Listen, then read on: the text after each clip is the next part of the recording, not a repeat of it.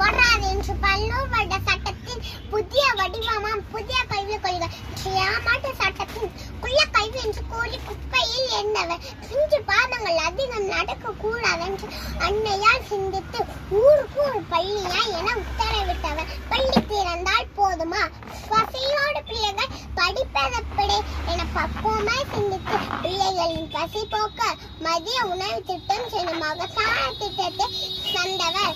நிதிச்சுமையின் காரணம் காட்டி நிராகரித்தவர்களுக்கு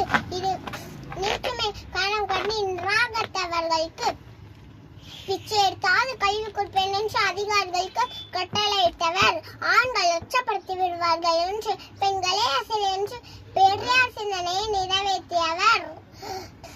கல்லூரி இடமில்லை என்று காரணம் கூறியவர்களுக்கு இதுவேளை கல்லூரியை இந்தியாவுக்கே அறிமுகப்படுத்தியவர்.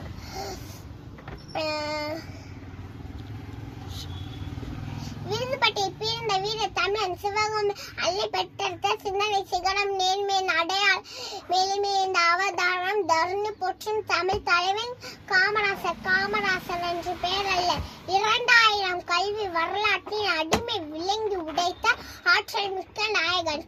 நன்றி.